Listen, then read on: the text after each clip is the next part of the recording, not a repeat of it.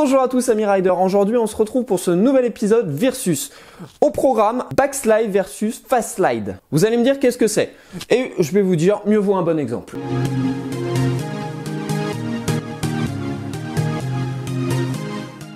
Et ce sont des dérivés du parallèle. À la seule différence du parallèle, c'est que vous allez l'exécuter que sur une jambe.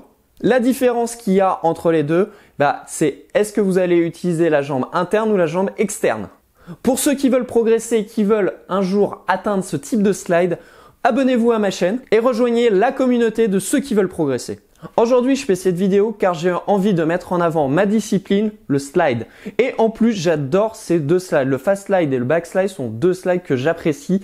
C'est vachement agréable à faire. C'est techniquement compliqué, mais c'est visuellement très beau quand on arrive vraiment à bien le faire. C'est deux slides que j'ai envie de mettre en avant parce qu'ils sont souvent éclipsés par le parallèle, par le power slide, le freinage hanté, le chasse-neige. Et pourtant, ce sont des slides qui sont possibles à faire en ville. Mais si vous êtes comme moi, vous n'avez jamais vu personne les faire en ville. C'est pour ça qu'aujourd'hui, ils seront à l'honneur. La question du jour, c'est quel est le meilleur slide entre les deux? Ce que je prends en compte, c'est l'effet wow qui sera symbolisé par le petit bonhomme qui s'affiche là. Ensuite, la difficulté technique et après, mon appréciation qui est purement subjective. Si vous voulez apprendre ces deux slides, il faut apprendre avant le parallèle et je vous renvoie à ma vidéo sur le sujet. On va commencer par le fast slide. Alors, quand j'ai commencé à préparer cette vidéo, je pensais qu'il n'y avait que deux méthodes pour faire un fast slide, mais en réalité, il y en a trois. Donc, la première et la plus simple, c'est d'utiliser un power slide, sauf que au moment opportun, ce que vous allez faire, c'est que vous allez relever une jambe. Ce qui donne ça.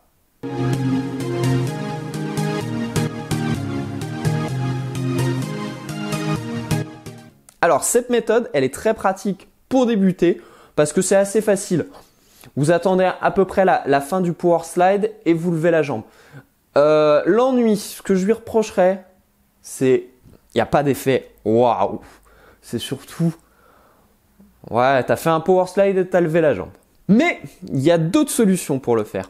Donc, la deuxième solution reste de faire un parallèle, sauf que au lieu de faire le mouvement avec les deux jambes, vous allez faire avec une seule jambe.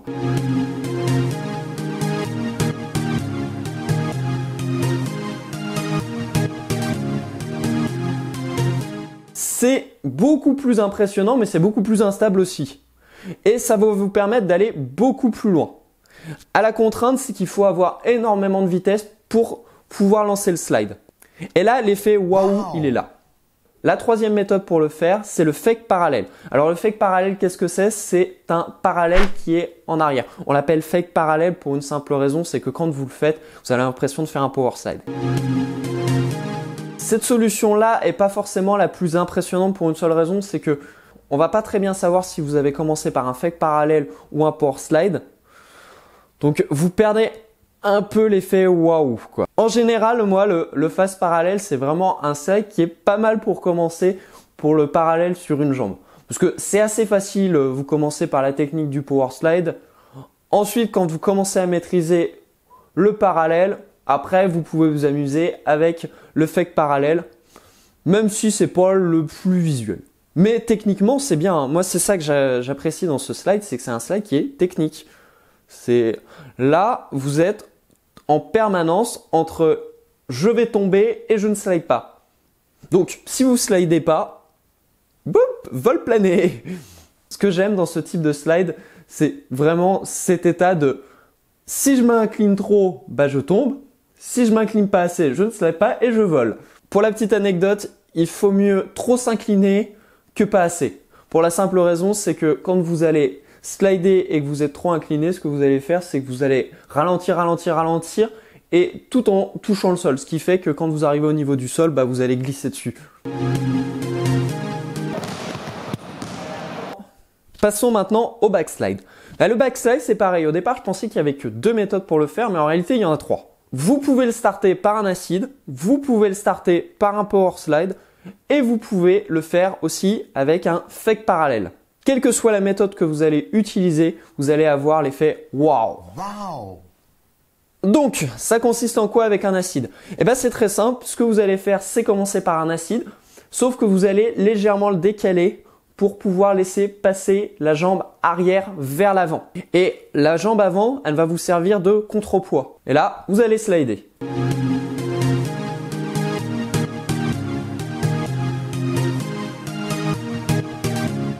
Pour la technique du parallèle, alors là, c'est la méthode qui permet d'aller le plus loin, qui permet d'aller le plus vite.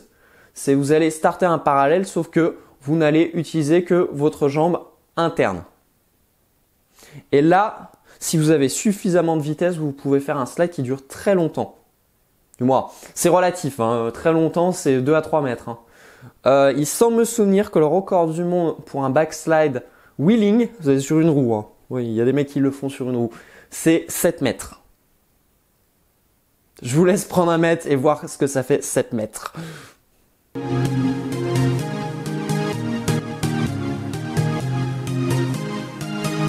Moi, ce que j'adore, c'est la sensation. C'est que pendant, on va dire, quelques centièmes de seconde, mais vous êtes dans un état d'équilibre et c'est vachement agréable. Mais au point de vue adrénaline, vous prenez votre dose tout de suite, quoi. Parce que vous êtes toujours dans cet état de je chute ou je vole.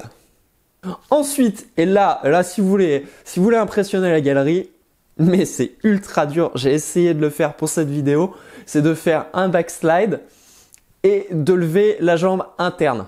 Là, je vais vous dire, entre les problèmes psychologiques que ça pose parce que vous êtes en arrière, l'équilibre il faut un mouvement qui est très marqué. C'est pas facile du tout. Alors là, moi, au point de vue technique, je trouve ça génial. Et l'effet waouh, il est démultiplié si vous arrivez à ça. Mais moi, pour l'instant, je suis encore en train de progresser parce que c'est quand même vachement dur.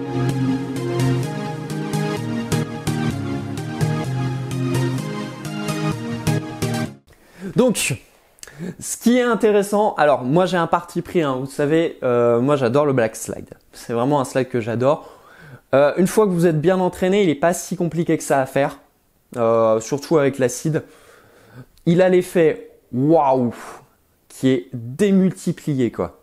Pour la petite anecdote, j'ai dû montrer le fast et le backslide et j'ai fait l'erreur de montrer le backslide en premier. Je pense que le backslide est beaucoup plus visuel dans le sens où votre jambe de contrepoids, elle est vers l'extérieur, ce qui fait que vous êtes dans une position qui est très large. Ça donne vraiment une image d'équilibriste et de truc qui est super dur à faire, quoi. Et je pense que c'est ça qu'il n'y a pas dans le fast slide.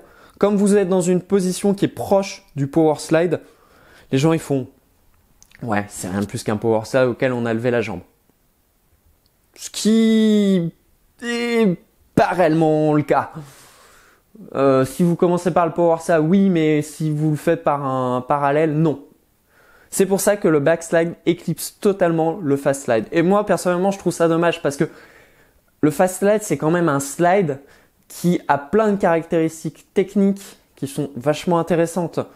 Et du fait qu'il soit pas impressionnant, bah personne le fait, quoi. Et ça, moi, je trouve ça dommage. Ça en vient à ce que je veux conclure, c'est que sont deux slides qui sont très impressionnants, mais ils sont sous-représentés. Et ça, moi, personnellement, je trouve ça vraiment dommage parce que ce sont des figures qui sont pas faciles à faire, qui nécessitent beaucoup de travail, mais qui sont à la fin très impressionnantes. C'est un peu tout le problème du slide qui sont résumés dans ces deux slides. C'est que ça nécessite beaucoup de travail et au final, il y a peu de gens qui le font parce que c'est difficile. C'est des chutes, c'est des blessures. Moi, je vais vous dire, je suis marqué de coups à faire ce genre de slide. Même hier, je me suis entraîné à le faire. Même sur du lino, j'ai des marques partout, quoi. C'est vraiment dommage parce que pour moi, ces deux slides symbolisent quand même la même chose que la vie. C'est que il va falloir beaucoup de travail pour obtenir des résultats. Ça va être douloureux, ça va être compliqué. Et à la fin, moi, c'est la satisfaction personnelle que j'ai d'y arriver. C'est que je me suis dit, mais attendez, si je suis capable de faire ça en roller, qu'est-ce que je peux faire d'autre? Et pas forcément qu'en roller. C'est pour ça que je vous encourage à essayer ces slides-là. C'est que ce sont des slides qui sont difficiles, qui sont techniquement compliqués. Mais vous avez une telle satisfaction à la fin de savoir les faire que vous vous sentez grandi.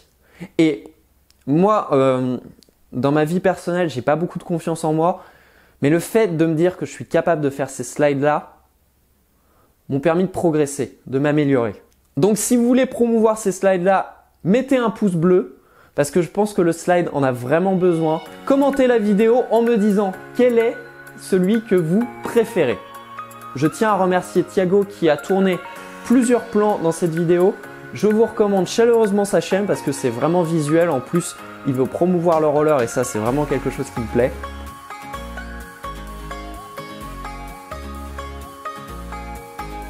Et sur ce, on se retrouve pour un prochain épisode. Ciao!